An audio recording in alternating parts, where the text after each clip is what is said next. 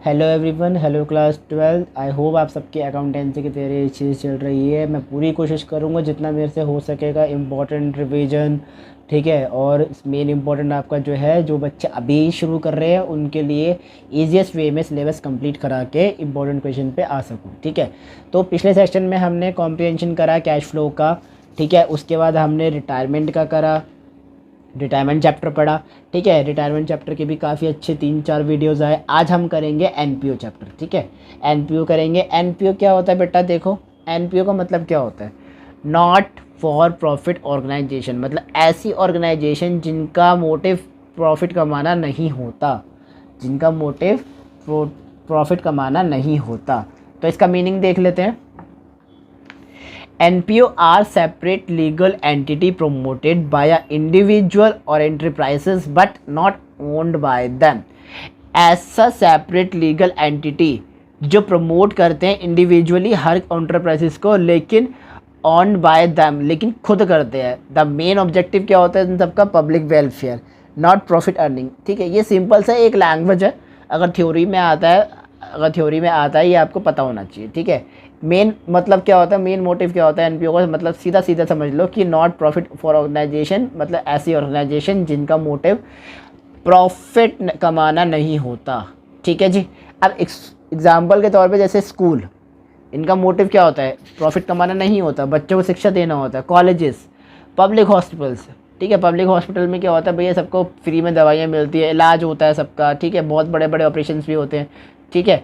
Public welfare करते हैं ये, ठीक है। ये भी तो पब्लिक वेलफेयर में आता है, पब्लिक हॉस्पिटल। इनका भी मोटिव क्या है? प्रॉफिट कमाना नहीं है।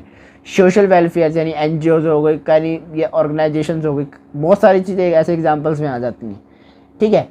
बेटा एनपीओ में हमने 3 अकाउंट्स बनाने हैं। NPO prepare the following annual accounts. कौन कौन से? Receipts and payment account, income and expenditure account and balance sheet, ठीक है। रिसिप्ट एंड पेमेंट ये आप क्लास 11th में भी बना चुके हो। किस नाम से बनाते थे उसको? कैश अकाउंट से, ठीक है। जिस बच्चे ने 11th में कैश अकाउंट अच्छे से पढ़ा है उसे रिसिप्ट एंड पेमेंट में कोई दिक्कत नहीं आएगी। Income and expenditure, this is called PNL account.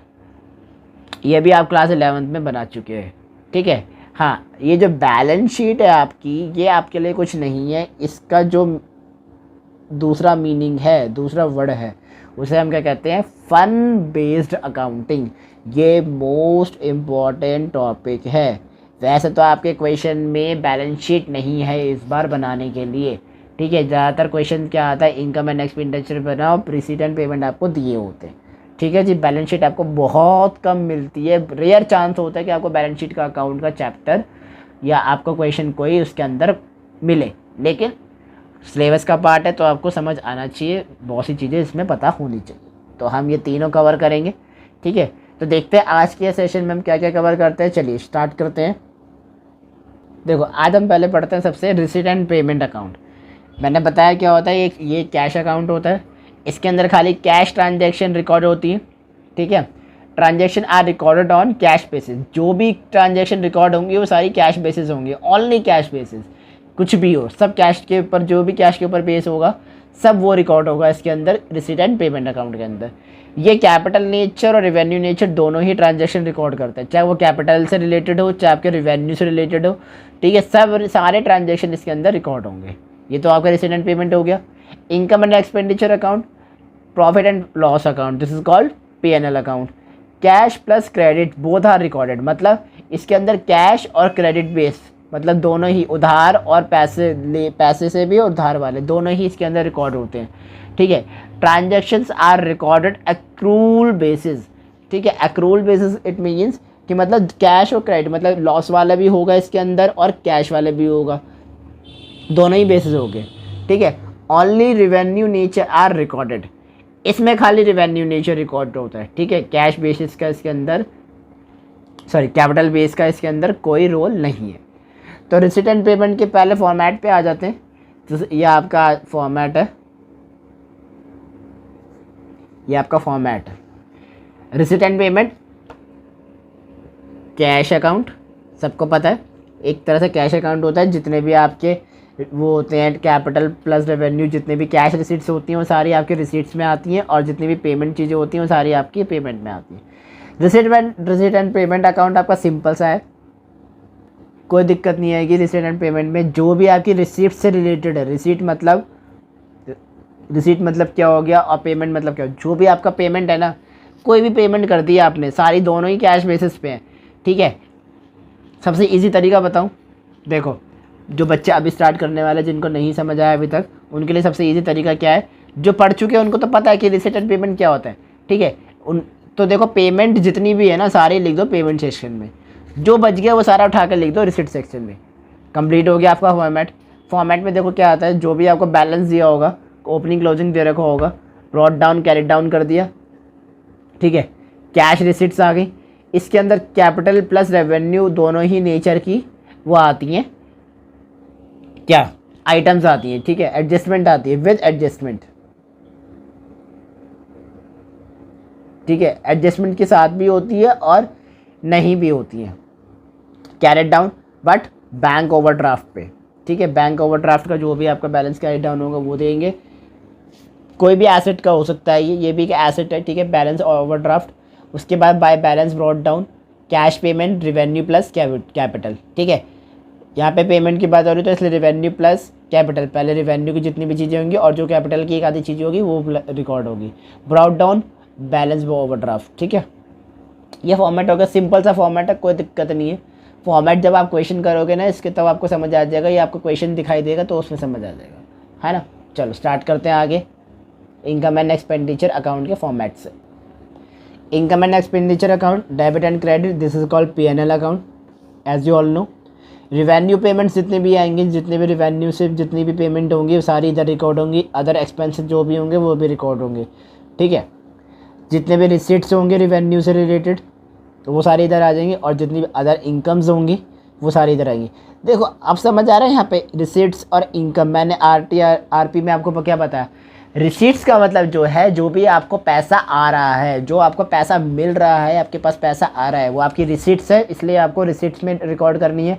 लेकिन पैसा चला गया यानी आपने पे कर दिया तो आप वो उसे पेमेंट में रिकॉर्ड करोगे। तो मतलब ऐसी रिवेन्यू रिसीट्स, ऐसे रिवेन्यू जो आपको रिसीव्ड हुए, मतलब पैसे आपको उनमें पैसा मिला है, तो यहाँ पे आ जाएगा कहाँ पे, एक्सपेंडिचर अकाउंट में। यहाँ पे उल्टा हो जाता है, ये एक्सपेंडिचर अकाउंट है और ये आपका इनकम अकाउंट है, ठीक है जी। ये इनकम अकाउंट, ये एक्सपेंडिचर अकाउंट। एक्सपेंडिचर अकाउंट में आपके ऐसे रिवेन्यू रिसीट्स जो आपके पास आ रहे हैं या फिर कोई अदर इनकम्स, वो रिकॉर्ड कहाँ होंगे, एक्सपेंडिचर अकाउंट में, ठीक है। अगर आपका किसी प्रकार का लॉस है तो आप उसे डिनोट करेंगे डेफिसिट से, अगर आपका प्रॉफिट है तो आप उसे डिनोट करेंगे सरप्लस से, ठीक है जी। ये आपका इनकम एंड एक्सपेंडिचर अकाउंट का फॉर्मेट हो गया, ओके जी। अब capital receipts and revenue receipts क्या होता है, देखो कैपिटल रिसीट्स में आपके लाइफ मेंबरशिप आ जाती है, कोई लेगेसी आ गई, स्पेसिफिक डोनेशन आ गया, सेल ऑफ एन एसेट आ गया। लाइफ मेंबरशिप मतलब ऐसे मान लो कोई भी कहीं भी आप कोई भी काम क्या कर रहे हो, मतलब कोई कोर्स करने जा रहे हो, ठीक है। तो वो क्या कहते हैं जी, हमारा 1 साल का कोर्स है और हमारी जो है सब्सक्रिप्शन है, सॉरी मेंबरशिप है, ठीक है। या कोई सोसाइटी ले लो, आपके घर में बहुत से लोग ऐसे होंगे जो सोसाइटी से बंधे होंगे, तो सोसाइटी में क्या होता है कि वो मेंबरशिप देते हैं, लाइफ मेंबरशिप देते हैं पूरी, ठीक है। वो जो मेंबरशिप देते हैं वो यही है, ठीक है। लेगेसी मतलब किसी भी प्रकार का कोई भी एंट्रेंस फ़ी हो गई, sorry it's not legacy. Legacy means, legacy is the money received by a not profit organisation, ठीक है। लेगेसी एक तरह की क्या होती है, एक प्रकार का मनी रिसीव्ड होता है जो नॉट फॉर प्रॉफिट ऑर्गेनाइज, मतलब जो है जिसका मतलब ही नहीं होता, जिसका मोटिव ही नहीं होता प्रॉफिट अर्न करने का। स्पेसिफिक डोनेशन, मान लो कोई बंदा है जिसने NGO में डोनेशन दी है स्पेसिफिक कि आपने इसी डोनेशन से आपने ये काम करना है, तो वो एक स्पेसिफिक डोनेशन हो गया। सेल ऑफ एन एसेट, ठीक है, जो भी आपकी एसेट हुई है उसका जो सेल है वो आपका कैपिटल रिसीट में आ गया। रिवेन्यू रिसीट मतलब जनरल डोनेशन, जनरल मतलब कोई भी आके दे के चला जाए।